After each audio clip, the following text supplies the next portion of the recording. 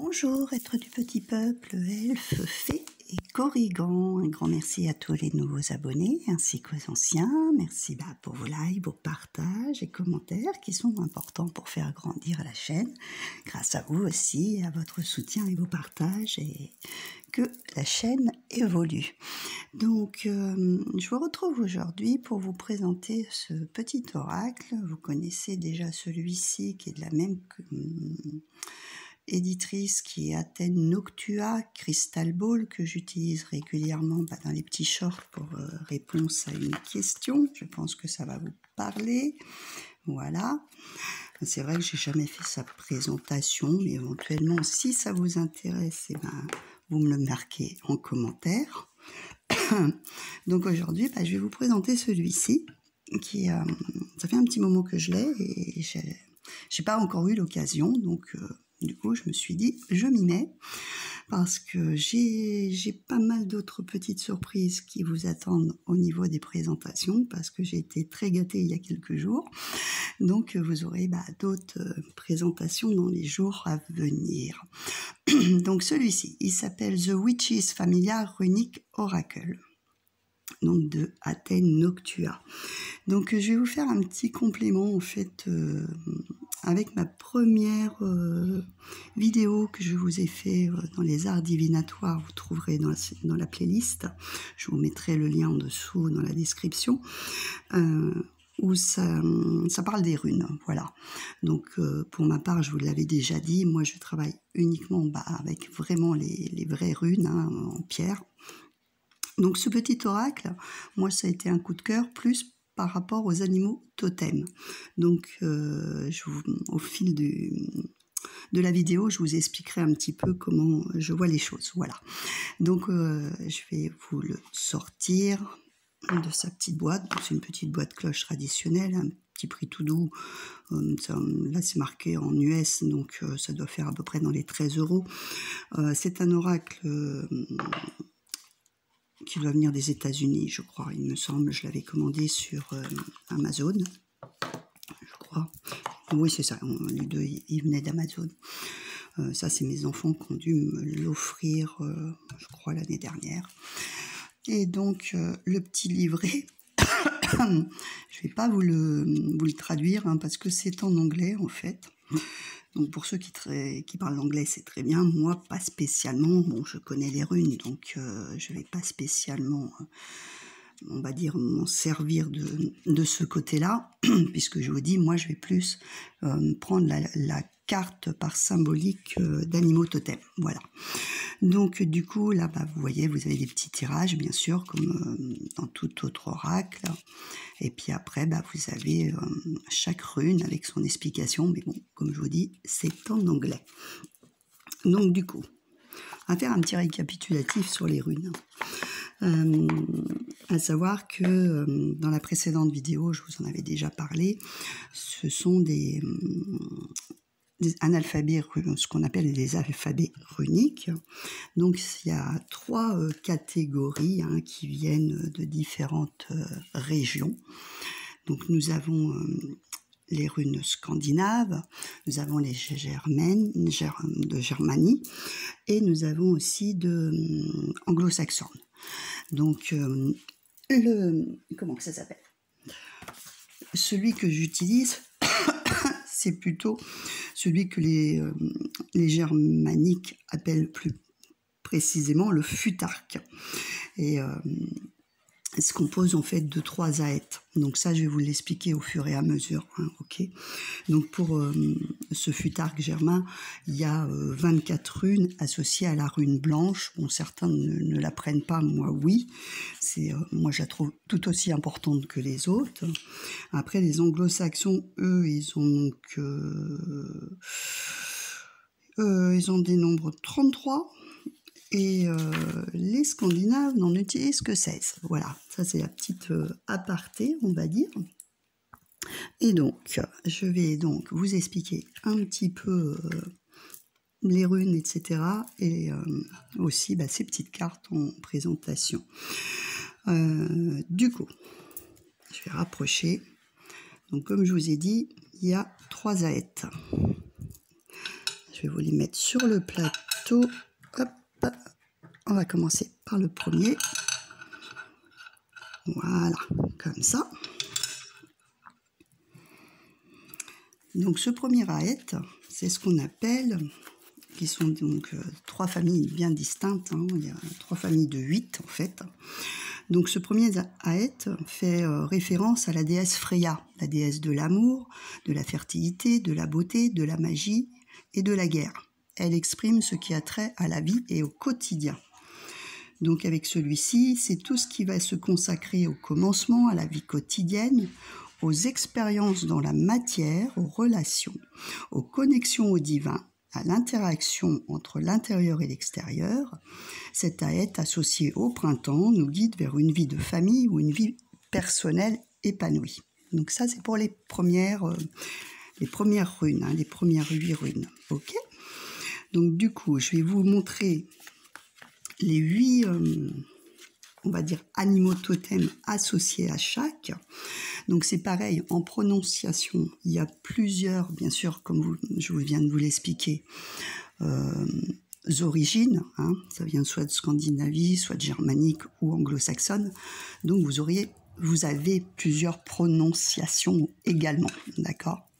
Donc on va commencer par la rune qui correspond à Féo, d'accord ? Donc celle-ci, Féo ou Féu, d'accord ? Donc celle-ci, en général, elle représente tout ce qui est la richesse, tout ce qui est bien matériel, tout ce qui est aussi bien qu'on peut acquérir. Ça peut être le bonheur, etc. Hein, tout ce qui est en fait une sorte d'abondance. Donc là, je trouve qu'elle est très bien parce qu'elle est représentée par un petit écureuil. Et comme on sait, les petits écureuils, hein, ils font leur récolte et leurs petits bénéfices, ils le gardent de côté. C'est aussi ça, hein, pour prévoir pour les jours un petit peu moins bons, on va dire. Voilà. Ensuite, nous avons Uruz, donc, ou Ur, selon la prononciation, hein, d'accord ? Et là, donc, ça correspond aux aurochs. Et le taureau, enfin ce taureau qui est représenté, c'est en fait cette force, cette ténacité, cette persévérance, l'ancrage aussi, hein, qu'on a, puisqu'il est là, bien ancré. Ça va correspondre à cette ténacité et cette persévérance. Voilà pour celle-ci. Donc ensuite, nous avons Thorn ou Thurisaz, qui correspond avec cette lune, cet animal totem qui est le loup. Donc celle-ci, c'est plutôt, comment vous dire, on voit ces roses, on dit souvent qu'elle correspond à l'épine qui blesse. Ça peut être une épine qui nous protège des agressions extérieures, un petit peu comme une bulle de protection si vous préférez, parce qu'on a quand même cette rose qui est épanouissante derrière. Donc certaines choses peuvent nous blesser, mais on en tire, pour en tirer de meilleures choses par la suite en fait, d'accord ? Ensuite, nous avons Os ou Anzus, avec celle-ci, qui correspond en fait tout ce qui est communication, parole. Ça peut être aussi parole avec l'autre côté, hein. Ça peut être les communications spirituelles. Ça peut être aussi les réussites d'examen, quand on fait un examen oral par exemple. Voilà. Donc ça, avec cette rune du corbeau, sachant que le corbeau, bien sûr, est un messager, et on a souvent la symbolique du messager, et qu'il parle. Ensuite, il y a Rad ou Redo, avec cette baleine. Donc, celle-ci correspond au voyage. Bon, c'est pareil, hein.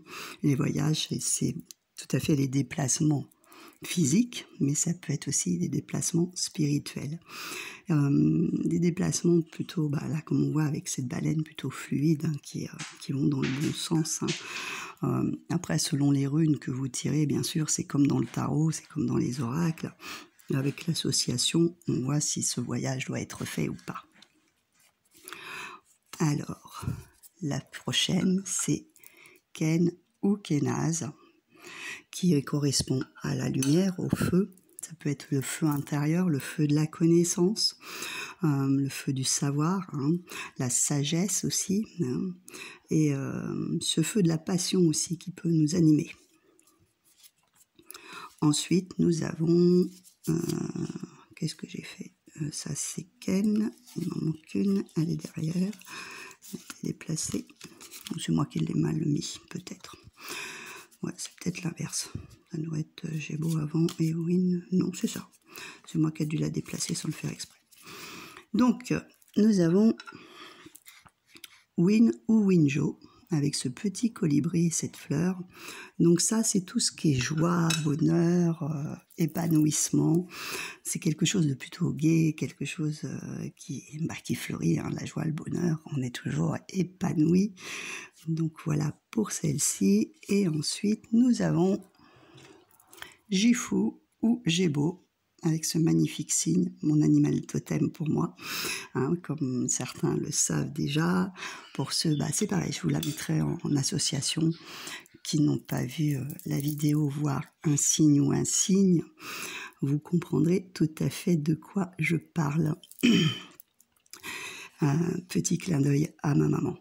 Donc voilà pour celle-ci. Donc celle-ci, ça correspond à tout ce qui est don, comment que ça s'appelle, chance, cadeau, l'amour aussi également. Donc voilà, ça c'est les 8 premiers zaïtes. Hein. J'ai toujours pas récupéré ma voix totalement, c'est un peu pénible. J'aimerais bien que ça se passe, mais j'ai été vraiment très impactée par comment que ça s'appelle, ce pollen. C'était vraiment irrespirable. Et ça va faire plus de 2 semaines que je suis comme ça revient petit à petit, mais on va y arriver. Alors, avec ce deuxième haït, nous sommes dans la haït de Agalaz, en fait. Ou Agal, selon comment OL aussi, elle a plusieurs dénominations. Elle comporte donc aussi 8 runes, hein, et fait référence donc aux forces extérieures et aux éléments. Ok ? Donc pour celle-ci, elle correspond à la grêle associée à l'hiver. Cette haït parle des expériences inévitables de l'existence, qu'elles soient agréables ou non. Ces runes nous aident à traverser des épreuves et nous rappellent que rien ne dure jamais. Donc ça, c'est un petit peu en fait les passages de la vie qu'on a dans notre existence, des choses qui nous tombent dessus et qu'on n'a pas prévues, par exemple. Hein. Ok ? Donc on va continuer avec donc OL ou Agalaz, qui est donc la rune, comme je viens de vous dire, de la grêle en fait. Hein, c'est un peu cette grêle qui tombe sans qu'on s'y attende, hein, quand il y a un orage et paf, ça tombe. Et elle est associée donc avec ce scorpion. C'est un peu ce scorpion qui pique au moment où vous y attendez pas. Hein. Donc c'est pas des moments très agréables, on va dire, à traverser. Ensuite, nous avons Nodis, ou Nid. Donc celui-ci correspond en fait... ah oui, c'est vrai, je vous ai pas dit l'animal à chaque fois. Pas sur toutes, en tous les cas. Ça, c'est ce qu'on appelle un carcajou. Et donc, en fait, cette rune correspond un petit peu, on va dire, aux entraves. Mais des entraves que peut-être vous mettez, hein, un petit peu. Des barrières que vous empêchez d'avancer. Un petit peu comme dans l'ego, quand il nous met un petit peu dans des situations pas très confortables, qu'on cogite, et puis on se dit on va y aller, on va pas y aller, hein, d'accord. Mais il n'y a pas cette barrière qui est là, c'est vous qui vous les mettez. Ensuite, nous avons Isa. Donc là, celle-ci, elle est souvent appelée Isa. Moi, je sais que dans mes 2 traductions, elle s'appelle Isa. Je crois qu'il y en a encore quelques-unes, mais c'est vraiment la plus cette dénomination que vous retrouverez. Donc là, elle correspond avec cette chauve-souris, en plus pendue à l'envers, et avec ces cristaux de glace et cette neige, ça correspond très bien, puisqu'elle correspond à la glace, c'est-à-dire aux choses qui sont gelées, les choses qui n'avancent pas, les choses qui sont stagnantes. Voilà. Ensuite, nous avons les abeilles avec Gère ou Gérard. Ok. Donc ça, ce sont les récoltes. Tout ce que nous avons mis en place pour récolter. Donc pareil, hein, selon comme je vous le dis, hein, la loi d'attraction, je vous le dis souvent, Tout dépend de ce qu'on sème. On récolte ce que l'on sème, hein, d'accord? Si vous semez du bon, vous récolterez du bon. Si vous semez du moins bon, vous récolterez forcément du moins bon. Donc voilà, sachant que les abeilles sont des animaux très productifs, hein, et qui nous donnent un magnifique miel à chaque fois. Alors, ensuite, Éo ou Éoise, avec ce magnifique chat, qui est en fait la rune du passage, le passage de transition. Transition, mourir et renaître, voilà. C'est-à-dire ces cycles de la vie qui font qu'on revient à chaque fois à zéro, et ce symbole de la mort et de la renaissance qui est lié. Rien ne meurt jamais, en fait. Alors celle-ci, c'est une rune un petit peu plus complexe. Perd ou perd trop. C'est une rune qu'on appelle le cornet de dés. C'est aussi le cornet des sorcières, en fait. C'est les choses qui arrivent, mais en gros qu'on ne sait pas, ou des expériences, des coups de dés qu'on a à jouer dans l'existence. Voilà. En plus, on a ce serpent à 2 têtes qui fait penser un petit peu, comment que ça s'appelle, aux choses du caducée aussi. C'est un rapport, je crois, aussi avec la santé. Donc, il y a cet élément, on le voit, qui tient cette clé. C'est voilà, les choses qui sont, comment dire, un petit peu plus difficiles à décerner. Les coups de chance ou les coups de dés qu'on a à jouer dans l'existence et qu'on ne sait jamais comment ça va se dérouler. Ensuite, nous avons Éole, ou Algise. Donc celle-ci, c'est avec ce cerf qui est connecté, ancré à la terre et relié au ciel. C'est la rune de la protection. Vraiment, on est vraiment très protégé quand on a Éole ou Algise, je vais y arriver, dans un tirage. C'est une très belle rune. Et ensuite, Sigel ou Sowilo, avec ce petit martin pêcheur, qui est en fait la rune du soleil, qui correspond, en fait, comme dans le tarot, aux réussites, au succès, aux choses lumineuses qui nous arrivent dans la vie, la joie, le bonheur, enfin surtout la réussite. Ok. Alors, on va continuer avec le dernier Aet, que je vais vous poser. J'espère que vous le voyez bien, sinon je remontrerai. Voilà un petit peu. Voilà. Je vais coincer ma porte une seconde parce que je crois qu'elle claque.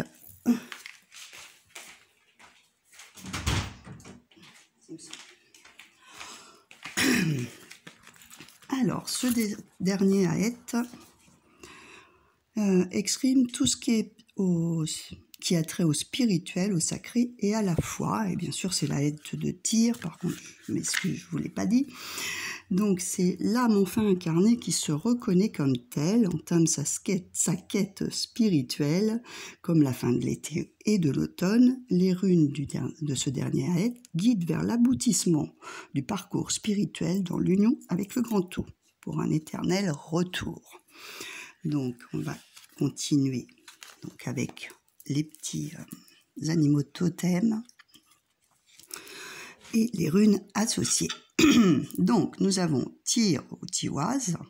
Donc, moi, c'est une rune qui est un petit peu que j'associe comme cette flèche qu'on tire d'un arc.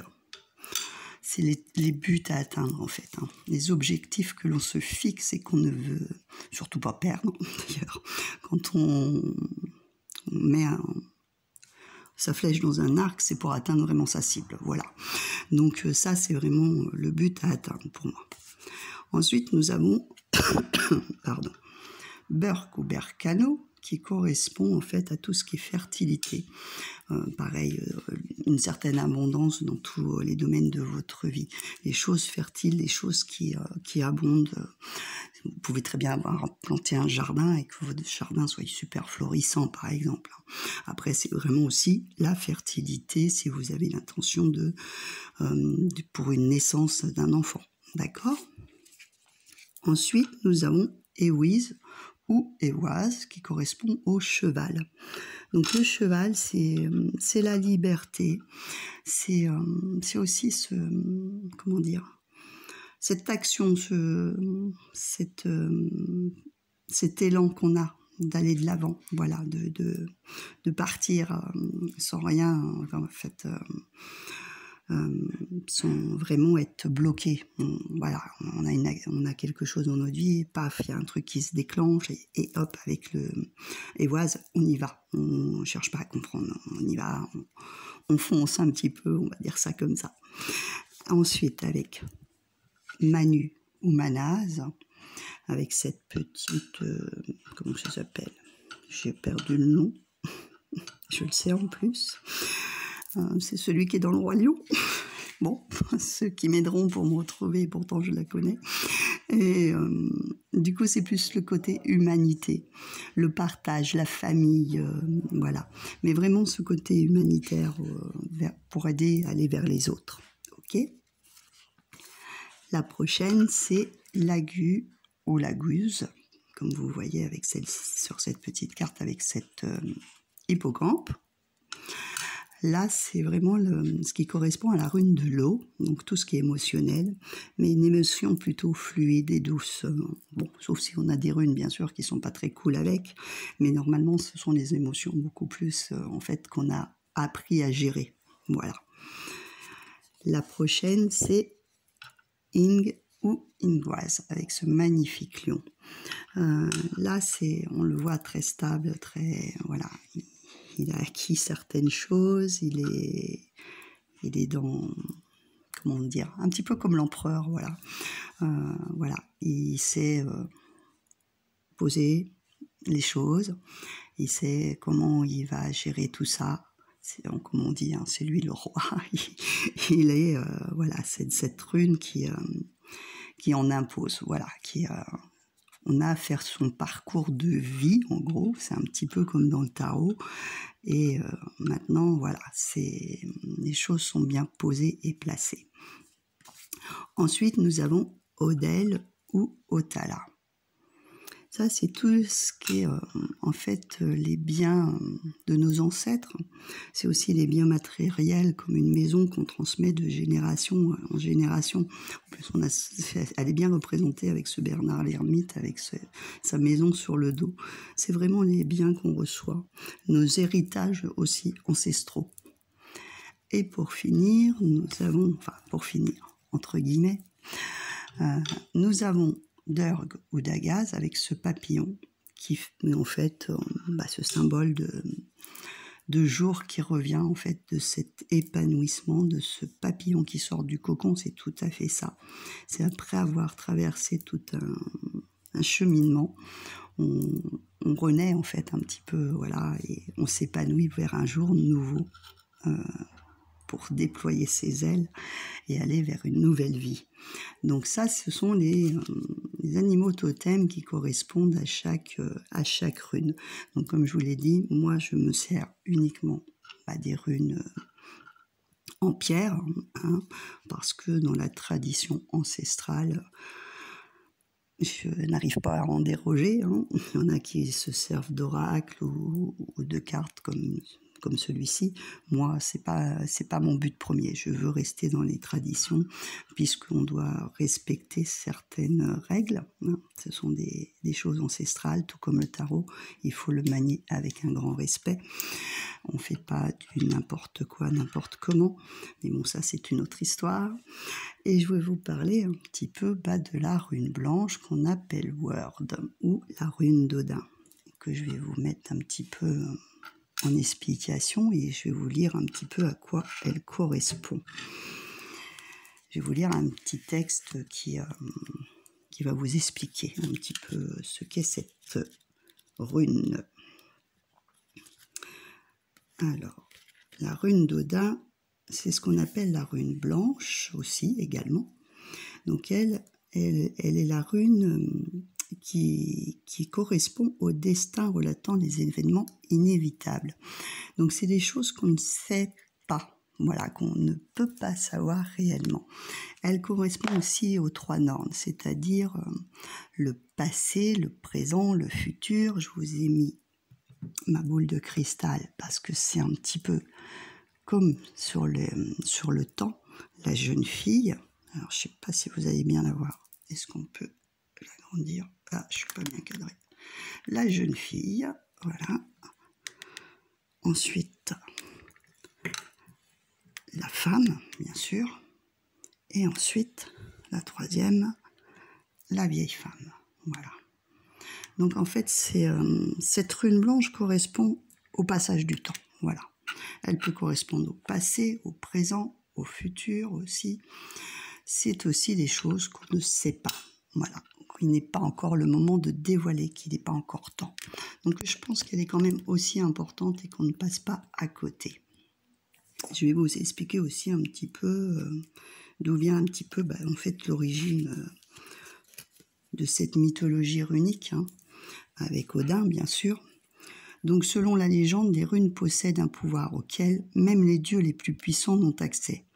Les poèmes islandais d'antan relatent un épisode au cours duquel Odin s'accrocha à l'arbre du monde, Yggdrasil, pendant 9 jours et 9 nuits, tout en jeûnant. Cet épisode est connu sous le nom de la quête des runes ou le sacrifice d'Odin. Pendant cette période de supplication et de sacrifice, Odin a reçu la vision des runes et a acquis une connaissance profonde de leur signification et de leur pouvoir. Les runes lui ont été révélées comme un moyen de communication sacrée, une source de pouvoir magique et une clé pour comprendre les mystères de l'univers. On dit que pendant cette expérience, Odin a également subi des transformations intérieures profondes qui ont contribué à son statut de dieu de la sagesse, de la connaissance et de la magie dans la mythologie nordique. Donc voilà un petit peu pour la petite explication. Et puis je vais vous laisser découvrir un petit peu ce que signifie le mot rune. J'attends dans vos commentaires que vous me le disiez. Parce que ça, c'est quelque chose que je ne vais pas vous révéler. Voilà, c'est un secret. Du coup, je vais vous faire... je vais remettre mes runes dans leur petit sachet.